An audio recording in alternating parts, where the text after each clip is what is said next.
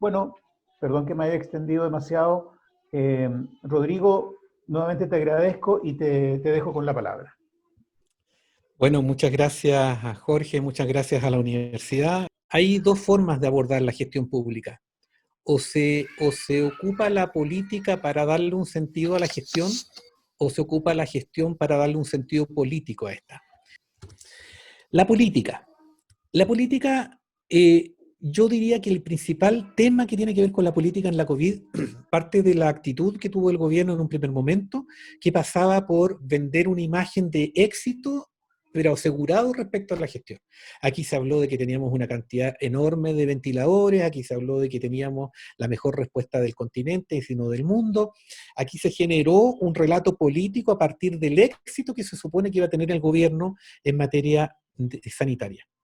Cuando yo politizo el éxito sanitario, también politizo el fracaso sanitario. Y por lo tanto se genera un incentivo para que todo sea leído en código pro gobierno y antigobierno. Y lo que ilustra esta situación es la controversia entre el Colegio Médico y el Ministerio de Salud, en donde hoy día estar de acuerdo o en contra de las medidas que propone el gobierno, que el Ministerio de Salud, o en contra, como lo hace el Colegio Médico, es equivalente a estar por el rechazo o estar por el apruebo. Lo que uno observa es precisamente eso, que la actitud de tratar de capitalizar políticamente la crisis, como lo hizo el gobierno en un primer momento, finalmente generó esta separación y hoy día uno no ve tanta posicionamiento técnico como sí lo ve político respecto de muchas cuestiones que deberían tener un componente más bien técnico y no de otro orden. Eso hace que los actores que deberían ser cogestores con el gobierno, que deberían ayudar a la gestión del gobierno, hoy día se transforman en demandantes, partiendo por los propios alcaldes. Los alcaldes deberían ser personas llamadas a responder, pero lo que nosotros hemos visto es que los alcaldes, por esta situación que ya he descrito, se han transformado en personas que más bien son demandantes del gobierno más que cogestores con ellos. Lo mismo sucede con la comunidad científica, que en lugar de que como no ha sido escuchada en buena parte, también esto es una cuestión bastante discutible, lo cierto es que ha significado una controversia con respecto al gobierno. En segundo lugar, cuando el gobierno no cuenta con estos aliados y no cuenta con esa legitimidad técnica que debería tenerle, como que Chile siempre existió una suficiencia, una credibilidad técnica. Aquí Chile, esta no es la primera crisis sanitaria por la que se ha pasado, y en las anteriores siempre fue muy fuerte la robustez de la autoridad sanitaria, ni hablemos del cólera en los años 90. Y esto hace también, porque la política es la política, como se nota esta precariedad, que los aliados pasan a ser interpeladores. Y nosotros nos damos cuenta, como a propósito de las votaciones en el Parlamento, parlamentarios del gobierno terminan votando en contra de cuestiones tan importantes para el gobierno como lo fue el 10% de la AFP, como lo fue la ley de corte de servicios básicos. Parlamentarios de gobierno estuvieron de acuerdo con aprobar la comisión investigadora por las cifras del MinSal, y además los propios parlamentarios cuestionan y visibilizan algunas medidas como lo que fue el arreglo que tuvo el gobierno con los camioneros, que es abiertamente vergonzoso. Es decir, no sé si están familiarizados con ese tema, pero se trata de un sector económico muy respetable, muy importante, como ustedes dicen, pero que va a tener una serie de beneficios indemnizatorios con respecto a los atentados que sufran, que nadie más tiene en Chile. Al mismo tiempo, esto todo hace que el gobierno, en lugar de gobernar, en lugar de conducir y de gestionar, pase a defenderse. Y observamos entonces un gobierno que está en un rincón, que está acorralado, que está más preocupado de legitimarse como autoridad que de responder adecuada y pertinentemente a las distintas necesidades. Lo vemos a propósito de la situación política, lo vemos a propósito de las medidas, como este festival de dimes y diretes que ha habido con respecto al programa Fondéate en tu casa para el 18, y lo mismo, lo que repito respecto al tema de los camioneros, en donde un gremio tiene la capacidad de arrinconar al gobierno y de obligarlo a comprometer 13 proyectos de ley que son bastante fuertes en términos de el privilegio que significan para un sector con respecto a otro. También en la política uno debería preguntarse entonces, bueno, ¿quién viene a defendernos? Si el gobierno está mal, ¿ya? ¿Quién nos ayuda? ¿Quién resuelve esto? ¿O quién aparece acá? Lo primero es plantearse que la clase política y el empresariado, por todos los escándalos que ha habido en el último tiempo, están bastante en entredicho. Vemos la maquinaria, el tema, yo aquí estoy poniendo algunos libros que han cubierto estos temas.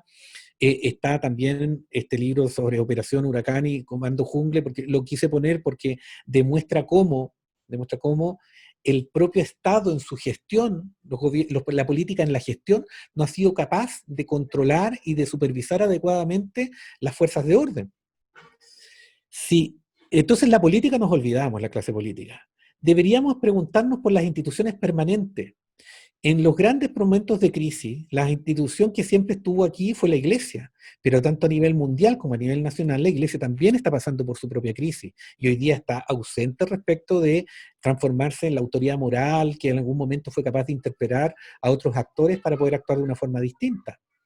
Tampoco podemos contar, yo el otro día lo conversaba con un colega, en la situación que hoy día nosotros tenemos política, económica, social, sanitaria, en otro contexto, nosotros estaríamos hablando de golpes de Estado, estaríamos hablando de quizás recurrir a los militares para esto. Pero eso es algo que hoy día está absolutamente ausente del debate, no solamente por las condiciones políticas, pero también porque las entidades que son parte de las Fuerzas Armadas también están en claro entredicho. Es decir, ni siquiera los dirigentes del fútbol son actores a los cuales nosotros podamos recurrir. Entonces estamos en una circunstancia de sensación de deriva. Aquí como que no hay dónde recurrir. Y vemos un proceso de constatación de todo aquello de que no hay dónde recurrir. Esto está teniendo una salida positiva en términos de una gran movilización, también está teniendo una salida violenta, pero ojo, aquí lo que está por definirse es cuál es la épica que va a salir de acá. ¿Ya? Y yo siento que ese proceso todavía está en discusión, hay cosas que todavía están por verse, el tema de la Constitución, yo no soy muy optimista respecto a cómo se va a dar, pero creo que ahí hay un tema, ahí hay otra línea respecto a la política. Y la desigualdad como el cuarto factor, y aquí ya entro más en el tema migratorio porque voy a ilustrar a propósito de la situación de los migrantes, los factores que yo creo que han sido críticos en la crisis del COVID. Lo primero es que lo que ustedes ven a la izquierda es el mapa de la riqueza o el mapa de la pobreza. Y hay una cuestión muy interesante que tiene que ver a propósito de la discusión. Yo alguna vez me entrevisté a una radio en Chile sobre el tema de las cuarentenas, cuando estaba la discusión de las cuarentenas en Chile, si tenían que ser selectivas o tenían que ser genéricas. Y en España, en Madrid, se hizo una cuarentena general. Y la verdad es que la cuarentena general funcionó bien. Funcionó bien porque en Madrid todos vamos a los mismos colegios, todos vamos a las mismas plazas, todos ocupamos el transporte público y si bien existen sectores más acomodados que otros, la vida social es más o menos homogénea. Eso no es lo que sucede en Chile. En Chile tenemos georreferenciada la pobreza con todas sus dimensionalidades. Y cuando nosotros observamos cuáles son los factores que sanitariamente son críticos para el contagio, nos damos cuenta que el hacinamiento y el contacto físico es un factor crítico. Y ahí nos damos cuenta la importancia que tiene las condiciones de vivienda, las condiciones de uso del transporte público y las condiciones del uso del espacio público. Esto en términos de la migración es clave. Ahora bien, también esto es respecto a las condiciones de contagio, ¿no? También con respecto a las condiciones de impacto, respecto del tratamiento educacional, del tratamiento de la vivienda y del tratamiento sanitario. Aquí también era crítico el tema de contar con esto y en esto también existe un nivel importante de georreferenciación. Se me olvidó advertir una cosa respecto al tema de las cuarentenas. Yo decía que en Madrid es viable una cuarentena de esas características, pero en Santiago solamente el 9% de los hogares tiene un supermercado, una farmacia y un centro médico a menos de 15 minutos. Por lo tanto, si yo voy a hacer una cuarentena, y toda cuarentena supone que yo puedo ir a esos 3 lugares, porque son cosas que no se pueden cortar, es muy distinto una cuarentena en una ciudad en la cual todo eso queda a una cuadra, como me pasa aquí en Madrid, a lo que pasa en Santiago, en donde si yo tengo que ir al médico, a la farmacia o al supermercado, tengo que recorrer media ciudad. Por lo tanto, existe un problema de factibilidad de la cuarentena que en términos de la desigualdad se hace complicado. Por lo tanto, lo que uno debió haber preguntado Yo era partidario de la cuarentena selectiva en el caso de Santiago, pero para eso se requería un conocimiento de cómo funcionaba el territorio, de cómo funcionaban las personas, para poder haber, por ejemplo, contado con centros de abastecimiento de medicinas, de víveres en determinadas zonas, subsidiando lo que era la ausencia que el mercado provocaba en ese tipo de lugares. Bueno, lo que quiero decir es que a propósito del tema sanitario, hay una cuestión que yo creo que ha sido muy importante en la contención, y es que a propósito de medidas que se tomaron en términos administrativos en la gestión anterior, la atención sanitaria a los migrantes está cubierta absolutamente. Se tomaron 3 medidas, no los voy a aburrir con esos detalles, pero se aseguró en primer lugar el acceso a salud a todas las personas que tenían FONASA que fueran migrantes, después a todas las personas por condiciones de urgencia y salud primaria, y después acceso universal a salud, que es este convenio, esta circular número 6 del año 2015. En términos de vivienda, yo diría que es el principal déficit de lo que hay hoy día, pero aún así se tomaron decisiones importantes en términos de igualar el acceso a la vivienda de los migrantes. Y se desarrolló un programa de acceso a la escuela y de regularización en las escuelas. Lo que quiero decir con esto, ¿por qué muestro estos ejemplos? Porque en términos del acceso, lo que hicieron estas 3 políticas del gobierno anterior fue igualar el acceso de los migrantes a los nacionales a estos servicios. Sin embargo, los migrantes siguen teniendo precariedades en cada uno de estos, lo cual no deriva de las condiciones objetivas, sino deriva principalmente de sus condiciones administrativas. Tenemos un tema con respecto a la desigualdad en términos del tratamiento público de la desigualdad. Cuando nosotros tenemos que 1 de cada 20 habitantes en la región metropolitana, en el país, son extranjeros, y de esos, la ínfima cantidad son de raza negra, uno debería preguntarse por qué esta imagen tenebrosa respecto del contagio tiene que ser de personas de ese colectivo. Entonces existe, ya estamos entrando respecto de cómo se genera, cómo se fomenta esa desigualdad y cómo se le da utilidad. Y nos damos cuenta que existe una especie de relato catastrofista respecto de cómo es la migración. La migración en Chile obviamente ha venido creciendo, eso es indiscutible. Hoy día nosotros estamos cercanos al 8% de la población. Tenemos, aún así, una cantidad de migrantes mucho más baja que lo que son los países de la OCDE, cercanos al 13%, y mucho más bajo de países como Canadá, que tienen un 20%. No los voy a aburrir con los datos. Hoy día 3 de cada 4 migrantes son latinoamericanos. ¿Cómo voy con el tiempo, Jorge? Perdón, tienes 25 minutos, te queda un rato, 15 minutos. Ya. Pensé que iba peor, ya. Entonces, lo que quiero mostrar es, ahora en adelante, a propósito de esta definición, quiero mostrar la inconsistencia del tratamiento del Estado con esta realidad. Y les voy a mostrar como un ejercicio con medios de comunicación bien interesante. La autoridad sanitaria manifiesta su honesta y emocionada preocupación por la circunstancia de que los inmigrantes irregulares no se van a hacer el examen del COVID porque tienen miedo a ser extraditados. Se extraña la autoridad sanitaria.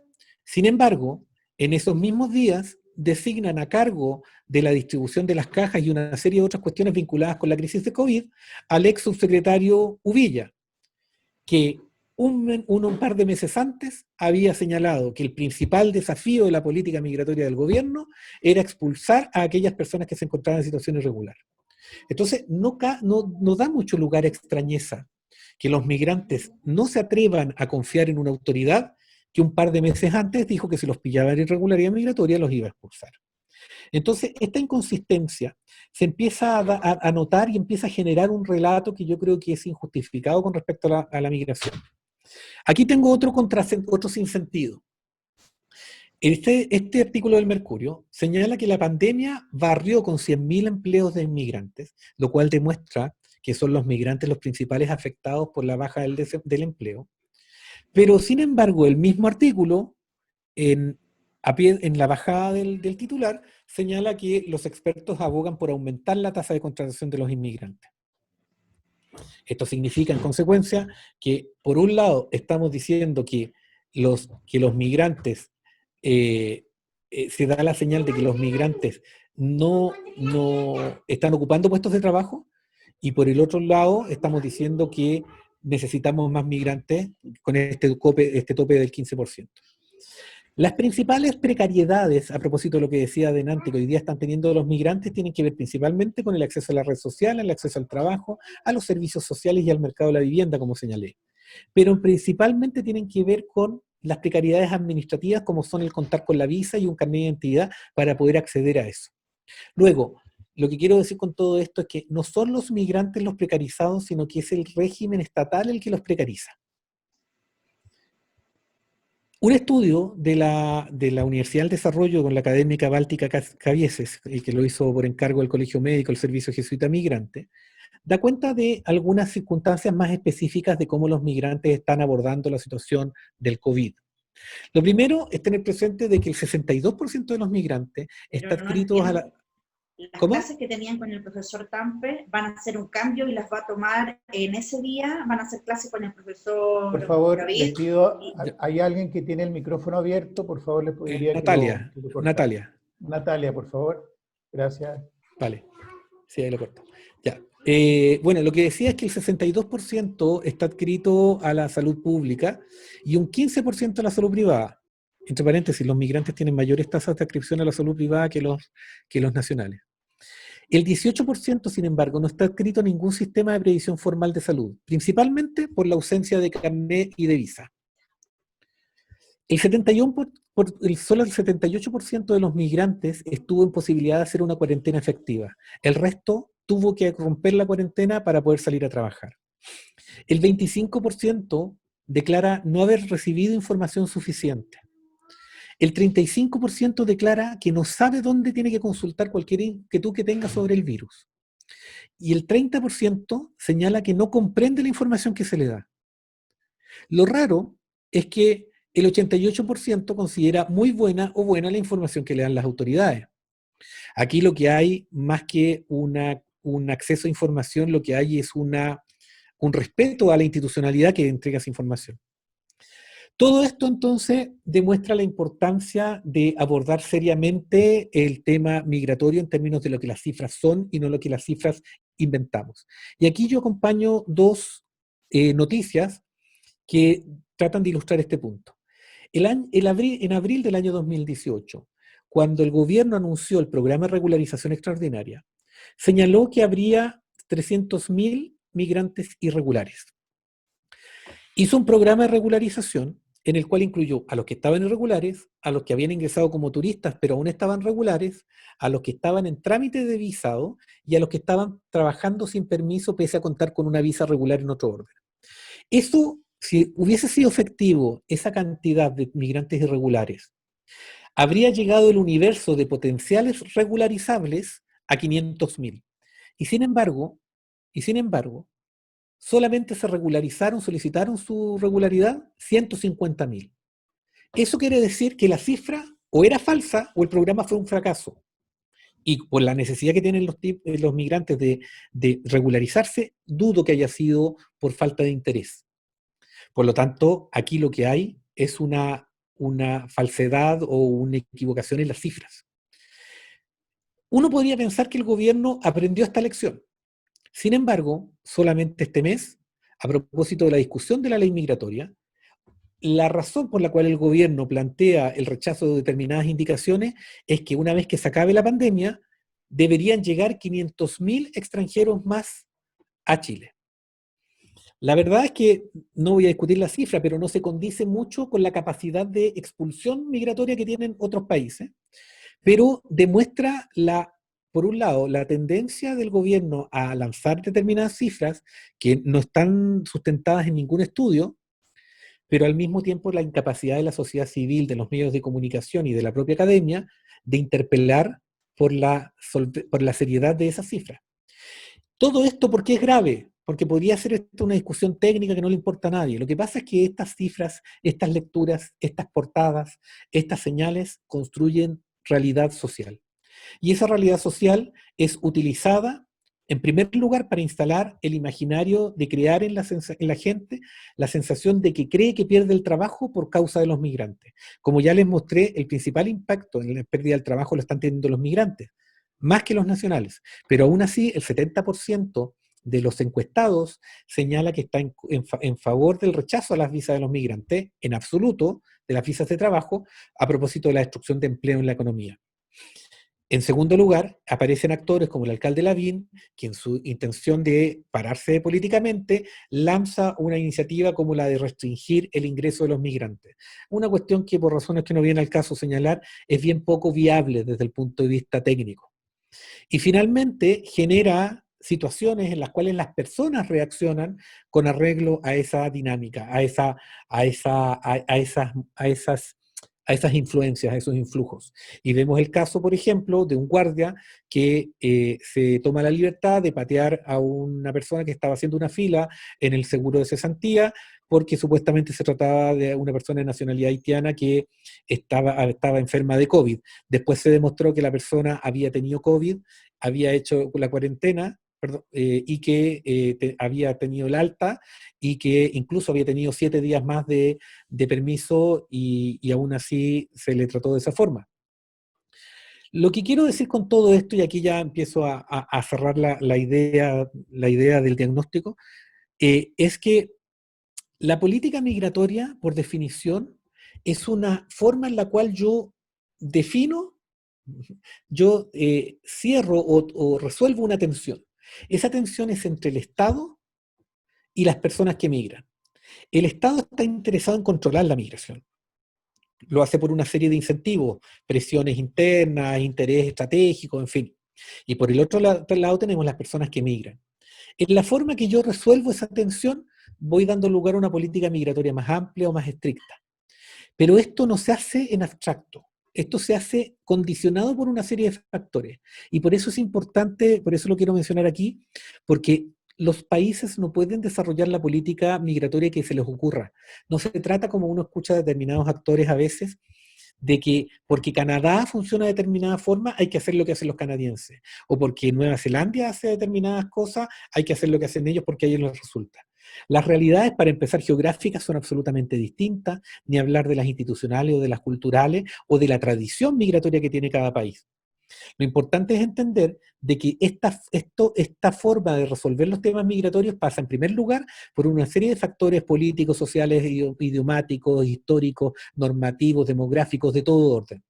Que a nivel institucional significa que los distintos ministerios confluyen en una mirada respecto a lo que debe hacerse con respecto a la migración. Y que a nivel de los saberes, del conocimiento, también es importante tener enfoques multidisciplinares en términos de la respuesta que se da. Ahora, ¿qué es lo que hay que hacer en materia migratoria? Lo primero es definir la política migratoria como una política pública. Y yo aquí pongo 2 definiciones de política pública, no las voy a leer en detalle hoy día, pero lo que me interesa es destacar esta parte que pongo en rojo. Que toda política pública sí o sí tiene que tener un objetivo de política pública. La pregunta que yo hago es, ¿cuál es el objetivo de la política pública del Estado de Chile en materia migratoria?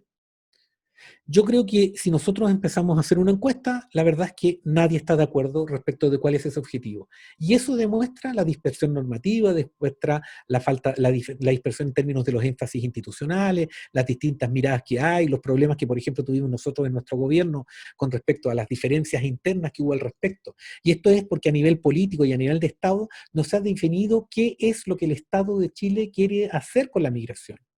Queremos tener una migración calificada, de élite, como la que busca países como Japón.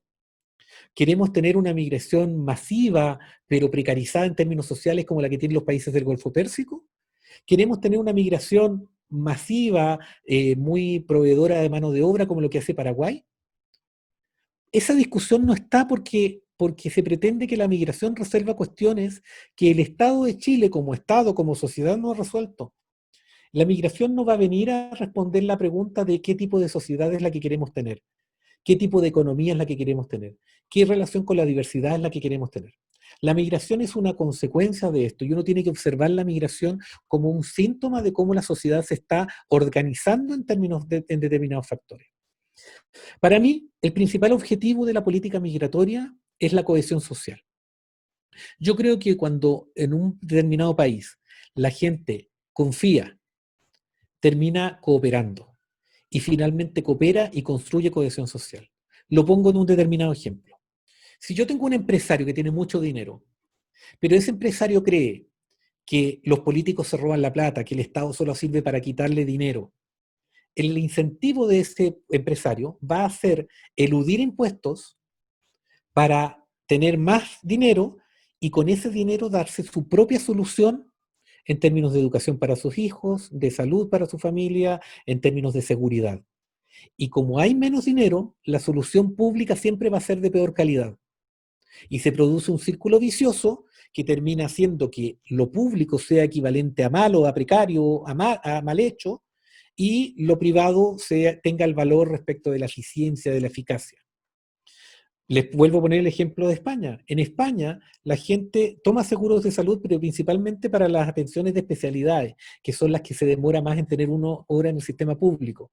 Pero en salud primaria y sobre todo en salud de alta complejidad, la gente va al sistema público, y va al sistema público porque hay una confianza, y como existe esa confianza en que tus hijos nunca van a quedar sin educación porque tienen educación de calidad gratuita y al lado de tu casa, porque aquí los colegios, el mejor colegio es el que tú tienes en la esquina de tu casa, las personas no tienen problema en pagar más impuestos porque confían.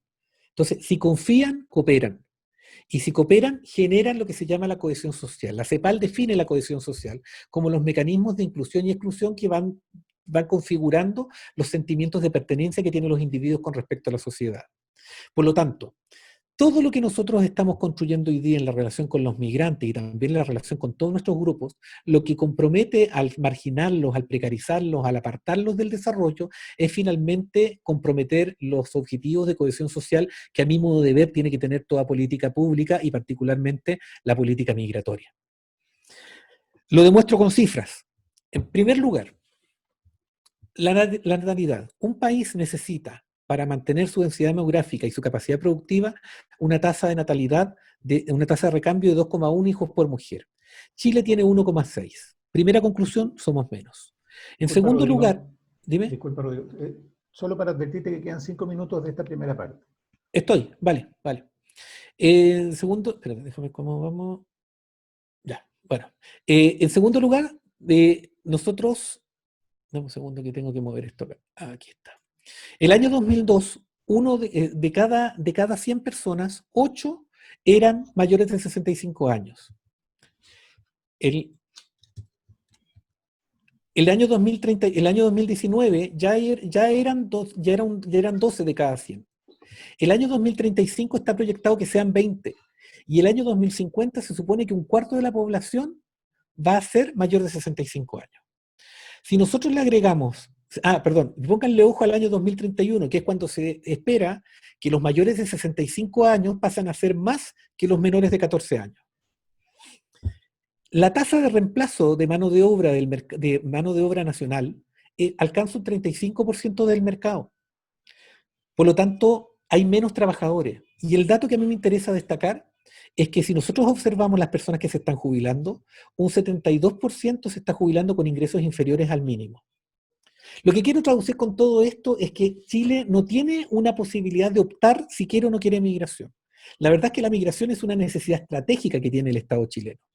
No solamente por la cantidad, sino que también, como lo demuestran aquí los datos, contribuyen más al crecimiento económico, aportan a la innovación, diversifican las habilidades, rejuvenecen la mano de obra, aportan más impuestos, generan más, ya les dije, más innovación. No voy a apurar con esto. Aquí tienen un dato que les doy. La misma semana, el diario El Mercurio publica, yo creo que en forma escandalizadora, que en 2 años el Estado de Chile el gasto social del Estado de Chile fue de 289 millones de dólares en migrantes.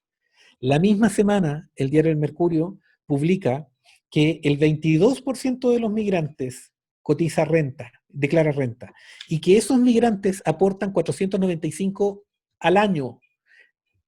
El otro era 2 años, 189, es decir, 145 por año. Y aquí está mostrando que solamente por renta, no está mencionando IVA, estamos hablando ya de 495 millones de dólares.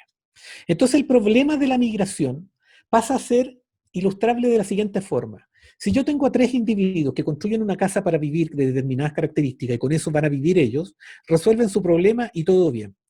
Si vienen 3 personas más, eso en principio es un problema. Sin embargo, si esas personas son buenas para trabajar, tienen un conocimiento que a nosotros nos puede ayudar y además traen innovación, eso nos permite tener una mejor casa en la cual podamos vivir 6 personas mejor, en menos tiempo y con mejor calidad y más barato. Sin embargo, ¿qué sucede? Que si yo a esas personas no les permito ni trabajar, ni aportar, ni enseñar, finalmente no tengo esta respuesta. ¿Qué pasa con eso? Se pasa en la lógica de lo que se llama en teoría de juegos la suma cero. El error que yo creo que hemos tenido en materia migratoria es que hemos visto que todo lo que nosotros le damos a los migrantes lo perdemos nosotros. Y lo que nosotros no entendemos es que la migración puede significar que Chile se puede transformar o puede generar condiciones de desarrollo mucho más óptimas. Y eso permite que la parte que le tocaba a cada uno de nosotros antes de la migración va a ser mejor después de la migración en la medida que se tomen políticas adecuadas en tal sentido. Con esto voy terminando. Lo que trato de decir con todo esto es que en materia migratoria, y a propósito de la COVID, eso nos ha señalado, la primera lección es: un Estado que no da confianza es un Estado que no es capaz de gestionar adecuadamente una crisis sanitaria. En segundo lugar, el criterio de realidad demanda que cuando nosotros hacemos juicios respecto a la migración, necesariamente tenemos que hacerlos en base a la experiencia, en base a los datos y no en base a los prejuicios. En tercer lugar, no es equivalente más migrantes a más costo. Eso es absolutamente falso. Todas las cifras demuestran que los migrantes siempre terminan aportando por vía de aporte al producto, pero sobre todo por vía tributaria, mucho más de lo que se gasta en ellos. Por lo tanto, no existe el problema de la migración, lo que existe son la incapacidad de ciertos estados para poder gestionar adecuadamente la migración. Por lo tanto, el tratamiento a propósito del COVID y el tratamiento a propósito de la migración en general, lo que debe comprender es esta lógica más de suma no igual a cero, más de cooperación que de entender que son una carga por sí misma. Al final, los migrantes se transforman o no se transforman en una carga en la medida que nosotros le permitamos hacer una cosa distinta a la que ellos están en condiciones de aportar. Eso, creo que cumplí el tiempo, ¿no? Perfecto, perfecto, muy bien, muy bien. Bueno, como las buenas exposiciones que uno escucha, y hoy se escuchan muchas por estas vías incluso, las mejores exposiciones son las que dejan lo que describen un problema y plantean algunas nuevas interrogantes. Yo creo que lo que ha hecho Rodrigo hoy día es mostrarnos un panorama bajo la visión que él conoce y que ha estudiado, pero nos plantea un conjunto muy amplio de preguntas, solo que, y esto es lo relevante, es que son preguntas pertinentes. Cualquiera puede elaborar una pregunta, el tema es cómo uno elabora una buena pregunta para encontrar efectivamente también las soluciones correctas. Digo esto porque desde el punto de vista de ético, el tema de la desigualdad no es un problema en sí mismo. O sea, cuando yo digo cuál es el problema de Chile y digo la desigualdad, por ejemplo, estoy haciendo una reflexión o una expresión más bien incorrecta del problema. El problema, por cierto, no es la desigualdad, que es una cuestión constitutiva de la naturaleza humana, claro, sino que el gran problema es la desigualdad injusta. Es cuando esa desigualdad se transforma en un principio de injusticia, ¿no? Digo esto, Rodrigo, porque han aparecido algunas preguntas y reflexiones interesantes que te quiero hacer y te pediría que tomaras nota porque las voy a hacer de una sola vez para escuchar luego tu reflexión final. Bueno, lo primero es que, como tú debes saber, creo que nos demostraste a todos de una manera muy contundente que estás muy informado de lo que está pasando en Chile, o sea, aunque estés en otro lado, ¿no? Y a veces más informado que nosotros mismos. Pero hay un tema que es muy reciente y que tiene que ver con el debate de la nueva ley de migraciones en Chile, ¿no? Y el veto presidencial que esa ley ha tenido por parte del presidente de la República. Entonces creo que sería muy interesante conocer tu visión de cuál es cuál ves tú que es el contenido de esa ley que se ha discutido en el Parlamento y cuáles son los motivos del veto presidencial que ha tenido recientemente. Eso es una cosa. Por otro lado, a ver, aquí hay una cosa que plantea una persona que tiene que ver con estas teorías conspirativas, ¿no? Yo no te voy a pedir que nos hagas una reflexión sobre las teorías conspirativas, porque eso nos podría tener muy entretenidos, pero no es la idea, por cierto, en este minuto. Más bien lo que quisiera preguntarte a propósito de la realidad y las teorías conspirativas, si tú quieres, en una mezcla. La pregunta de fondo tiene que ver con cómo ves tú que va a quedar el mundo respecto de la desigualdad y las migraciones luego de la pandemia. Esto lo digo porque todo indica que la forma de comportarnos que ha generado inevitablemente la pandemia, que tiene que ver con el encierro, con el aumento de las comunicaciones vía internet, etcétera, etcétera, pareciera ser que una vez concluida la pandemia, si es que esto llega a concluir efectivamente, va a cambiar nuestros hábitos, ¿no? O nuestros modos de habitar el mundo, como me prefiero decir. Respecto de las desigualdades y particularmente de lo que tiene que ver con las migraciones, ¿cómo crees tú que va a evolucionar o involucionar el mundo en estas materias luego de la experiencia amarga de la pandemia?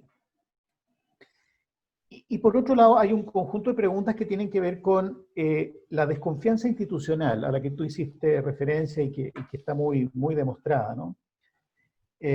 No solo a partir de la incredulidad que a veces provocan las cifras que se otorgan desde los organismos oficiales, sino que la desconfianza de base en el sistema institucional democrático que deja al ciudadano un poco a la deriva y con la sensación de que nada es creíble y que por lo tanto las cosas se vuelven harto más complejas, ¿no? Y cuando eso ocurre, la gente tiende a tomar la justicia en sus manos, digámoslo así, ¿no? A administrar el problema y ya no a confiar en el Estado para que se lo resuelva.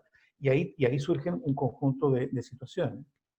Tú hablaste del tema de la cohesión social como el elemento desde el cual deberíamos mirar cualquier política de migraciones. El problema es cómo generamos cohesión social en una sociedad tan dividida como la que vivimos en Chile, ¿no?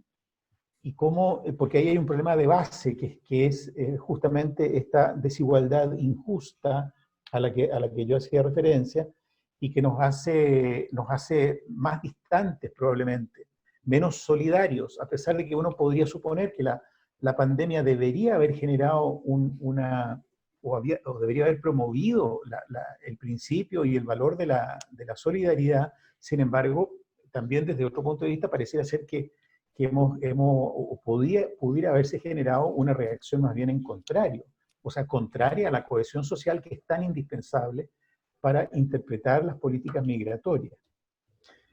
Y bueno, y en definitiva, preguntarte un poquito por el futuro. ¿Cómo estás viendo tú el futuro? Porque lo que podemos construir es ese futuro, haciéndonos cargo, por cierto, de los problemas presentes, pero tenemos que diseñar un futuro mejor que el que tenemos, esa es la idea.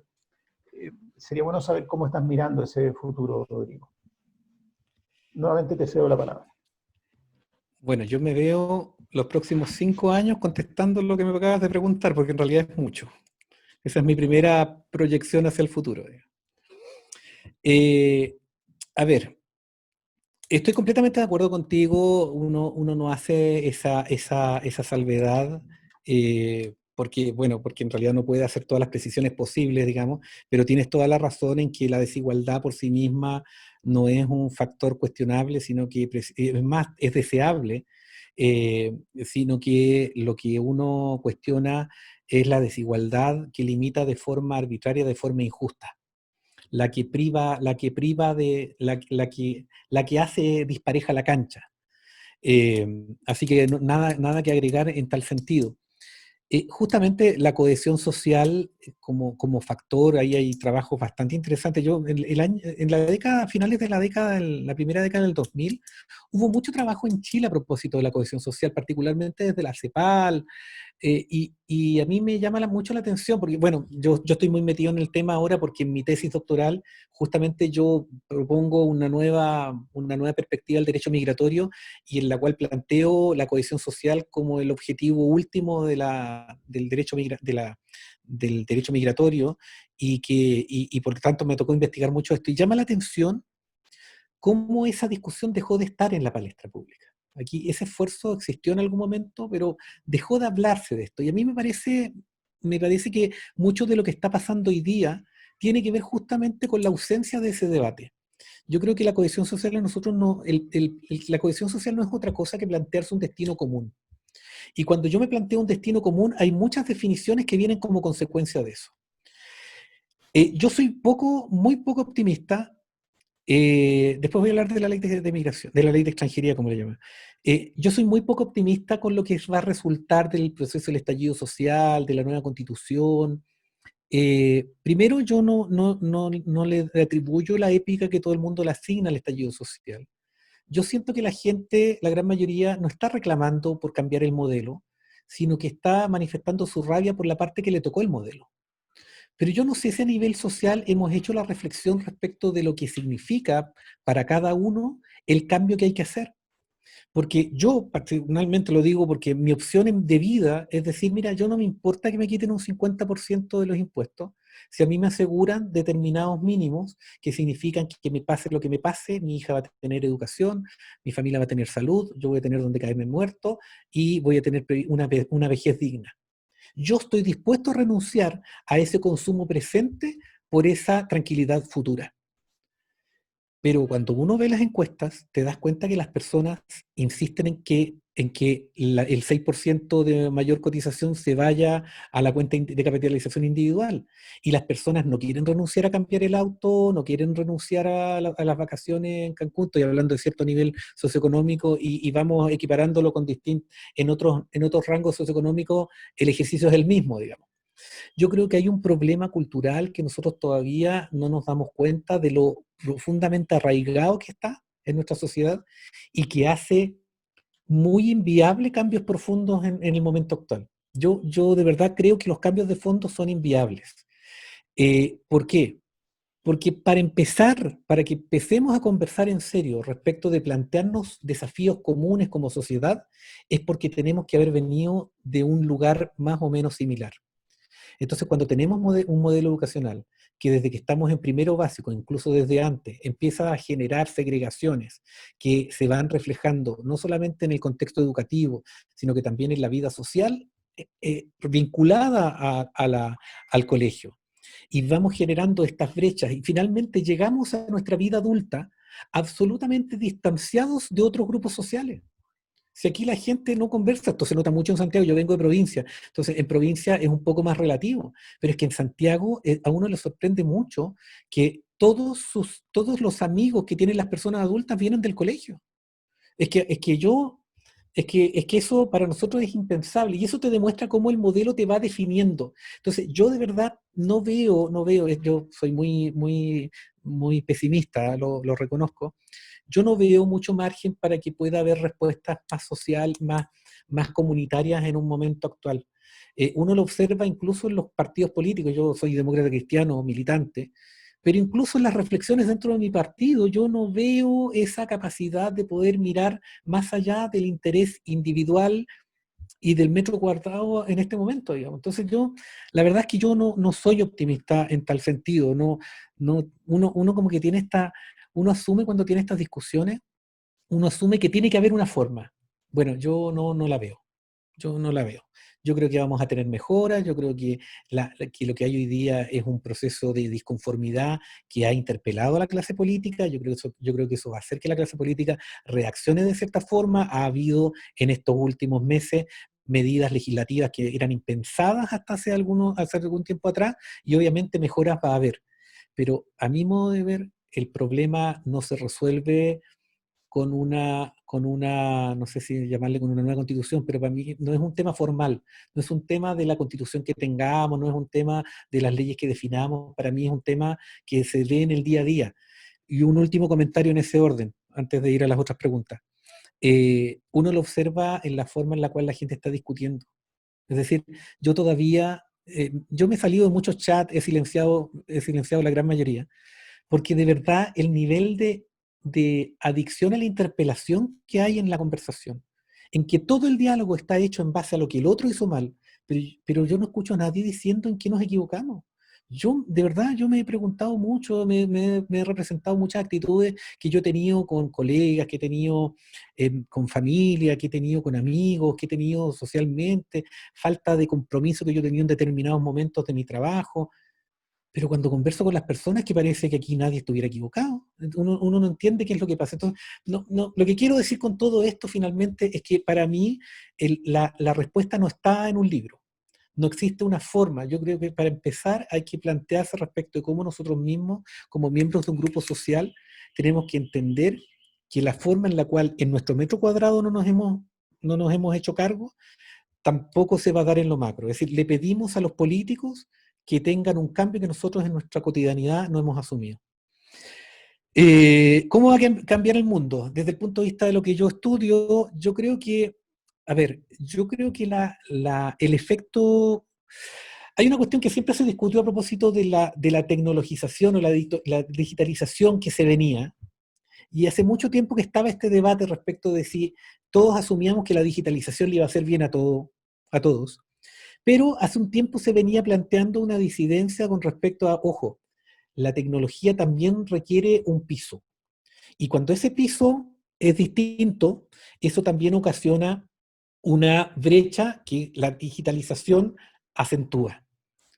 Yo creo que una de las cosas que está por verse es de qué modo el proceso de digitalización que ha acelerado la pandemia va a significar un aumento de esa brecha. Yo creo que hubo personas que no solamente desde el punto de vista económico, sino que también desde el punto de vista del acceso a la información y desde el acceso y desde integración social, se quedaron mucho más atrás como consecuencia de esta pandemia. Entonces yo creo que ese es un proceso que hay que mirar. Lo estamos viendo en los colegios. El gran debate que se tiene hoy día, a mí me llama la atención que no estén discutiendo cómo volver a clases. Yo entiendo el tema sanitario, pero ojo, hay niños a los cuales el colegio es su único espacio de socialización y que no tienen ninguna forma en la cual acceder a la sociedad si no es a través del colegio. Entonces no es una cuestión menor, no digo que todos tengan que volver a clase, pero creo que son temas que hay que discutir. Y lo que yo siento es que los que tenían determinadas oportunidades han bajado quizás sus posibilidades, pero otros las han bajado mucho más. Y por lo tanto yo creo que el tema de la desigualdad injusta va a acentuarse en el tiempo que viene, tanto a nivel de personas, tanto a nivel de grupos, pero también a nivel de países. Yo creo que hay países que van a salir ganando en términos relativos con relación a otros que van a salir perdiendo. Y segundo, desde un punto de vista económico, yo creo que hay procesos interesantes que se van a ver que tienen que ver con una cierta nativización de la industria. Yo creo que, por un lado, esta crisis en términos macro significó para muchos países eh, el, el- el acrecentar sus procesos de digitalización, como lo decía adelante, pero por otro lado, existe mucho, yo lo estoy notando mucho aquí en Europa, la preocupación por no depender de China. Y por lo tanto yo creo que uno debería empezar a ver a los estados más preocupados de generar algunas actividades económicas para autoabastecerse. Estoy pensando en el rubro alimenticio, estoy pensando en el rubro farmacéutico, estoy pensando en ese tipo de cosas. Entonces, yo creo que está por verse ese mundo más llamado a la nativización. Hay un proceso ahí que se está dando. Bueno, hay que ver cómo viene la parte de vuelta con los gobiernos que han fomentado el proceso de nacionalismo, pero yo creo que ese es un tema que se va a dar. Los estados han enfrentado han enfrentado las consecuencias de la dependencia de otros estados, y eso va a provocar consecuencias. Respecto a la desconfianza institucional, bueno, creo que ya lo dije. Yo creo que la gente, todos desconfían de todo y para todos nosotros es muy fácil criticar a la institucionalidad, pero yo no veo muy distinto el aprovechamiento de ciertos políticos o de ciertos empresarios a la persona que se salta la fila para pagar una cuenta en el banco. No, yo creo que hay un tema ahí de responsabilidad social, de cómo nosotros, bueno, con Jorge es un mentor mío, digamos, porque yo con Jorge me formé políticamente. Y hay un concepto que nosotros conversábamos mucho y se estudiaba bastante, que es el tema de lo comunitario. Y yo creo que lo comunitario está muy ausente en el debate. Yo creo que se habla de lo macro, de lo social, se habla de lo individuo, pero no está lo comunitario.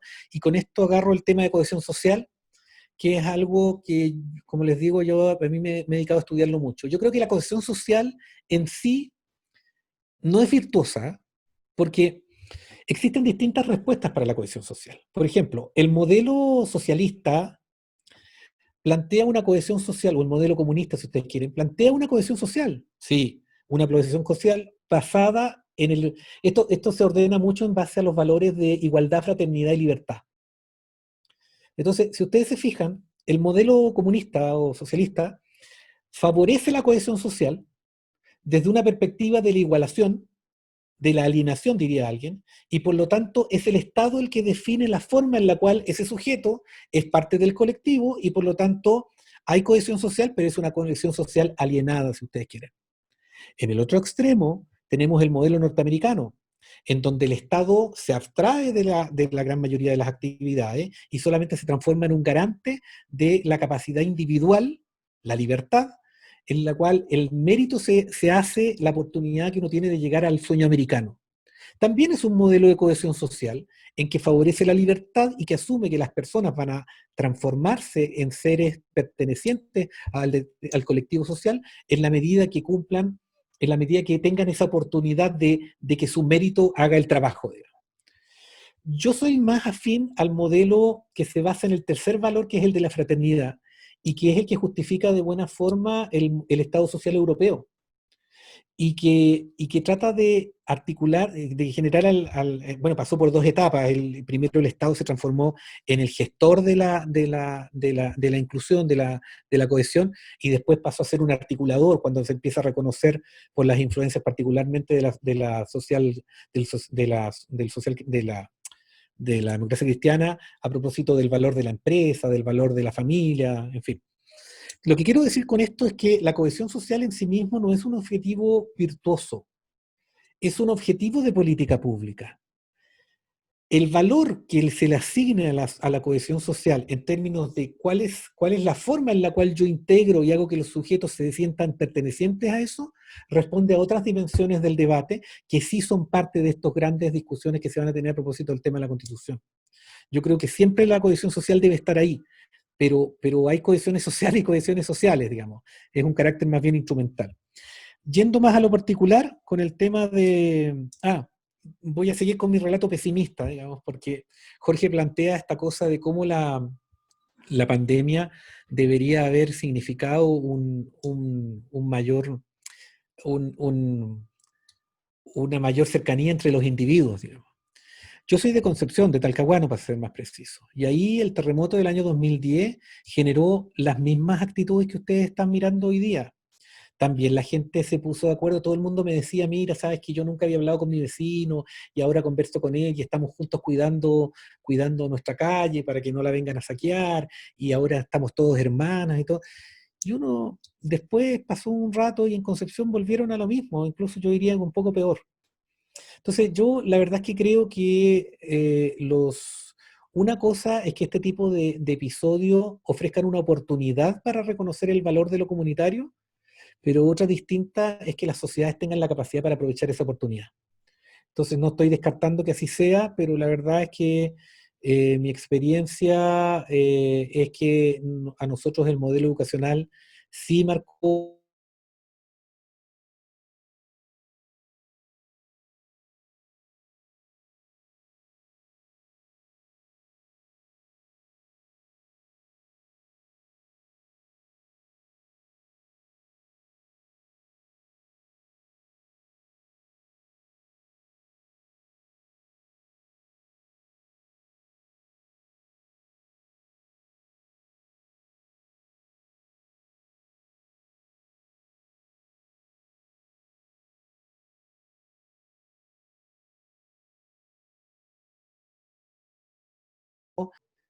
y las municipalidades están absolutamente ausentes del tema de la ley de migración. Entonces, yo creo que esto va a ordenar yo creo que no es una mala ley desde ese punto de vista, va a ordenar, yo no estoy de acuerdo en muchos énfasis que se tienen, el énfasis del control, en fin, creo que el control tiene que estar, pero no puede ser el centro de esto. No tiene una capacidad estratégica, esta ley en discusión nos genera la posibilidad que tiene el Estado de Chile de vincular las necesidades estratégicas que tiene Chile con la migración que quiere atraer y la que no quiere atraer. Y en lo específico respecto a este veto, no es que haya habido un veto, sino que el gobierno amenazó con un veto en la medida que se aprobaran dos indicaciones que ya fueron rechazadas, pero que más allá de indicaciones yo lo diría en estos términos. El debate no fue un debate de Estado. Yo creo que el problema con las leyes, con los distintos proyectos de ley que ha habido en materia migratoria, es que no se entiende que en 4 años, con los énfasis de un gobierno que dura eso, no se puede tener una discusión por un tema que requiere política de Estado como es la migración. Entonces, sin un trabajo prelegislativo que de verdad incorpore el conocimiento acumulado con las distintas miradas de distintos sectores, aquí los trabajadores no han sido absolutamente escuchados en temas migratorios y que tienen una gran opinión. Con la validación política de distintos sectores, sin ese proceso prelegislativo, cualquier proyecto que iba a llegar al Congreso siempre iba a ser una pelea de un gobierno por empujar una determinada mirada y la resistencia de una oposición por hacer valer los puntos en su mirada. Y eso solamente podía tener el resultado que tiene hoy día. Una ley voluntarista, una ley que asume un modelo migratorio que yo creo que no conversa con la realidad chilena. Es una ley que basa, el principio básico de esta ley es que no existe el ingreso como turista, sino que las personas que ingresan como turistas y encuentran un trabajo tienen que volver a su país a tramitar su visado para poder entrar a trabajar.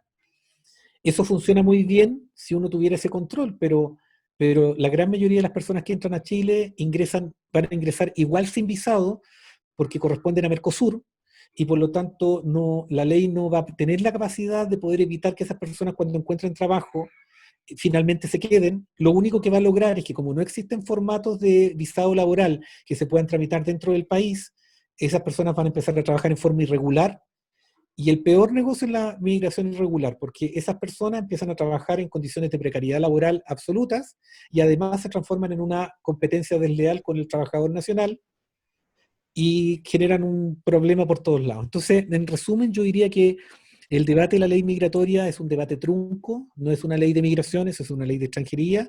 Yo creo que es una ley que no va a resolver los problemas que nosotros tenemos hoy día vinculados a la migración, que no va a ser capaz de ayudar al Estado de Chile a gestionar la migración, y que nos vamos a ver seguramente en 5 años más discutiendo los mismos temas que son la irregularidad y la integración en la modificación que haya de ese proyecto de ley. Yo tampoco soy muy optimista en ese sentido. Siento ser portador de tan malas noticias, digo.